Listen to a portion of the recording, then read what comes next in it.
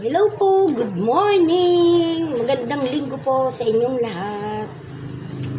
Lulutuin ko po sana ito.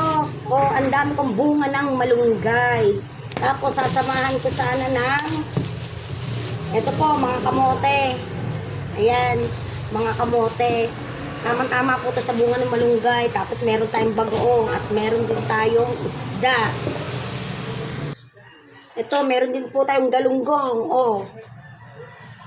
Galunggong. Kaya lang, etong si kapitbahay, binigyan naman tayo ng ulam. Ang dami po. Ito po ay dahon ng malunggay. Bulaklak ng malunggay. Ginata niya. Masarap. Sabi niya sa akin, bukas ko na lang daw pulutuin yung bunga ng malunggay para siya naman yung bibigyan ko. Kaya, bukas ko na lulutuin.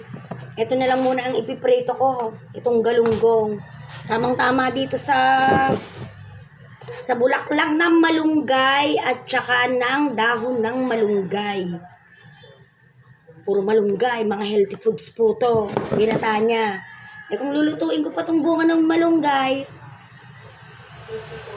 ang mangyayari, dahon ng malunggay, bulaklak ng malunggay, bunga ng malunggay. Baka po mamaya, bukas ng umaga, alam nyo na, malunggay na ang ilabas ng ating mga puwet. Kaya, eto na lang po muna. Etong malunggay na to, bukas ko na ito lulutuin at siya naman yung bibigyan ko. Tsaka para sa ganon, hindi lahat sabay-sabay, puro malunggay naman. Yun nga lang, iba-ibang klase naman po ng luto. Itong ginawa niya, ginatang dahon ng malunggay at ginatang bulaklak ng malunggay. Kaya bukas, ito lang po ang lulutuin ko. Kita-kita uli po tayo. Thank you, everyone.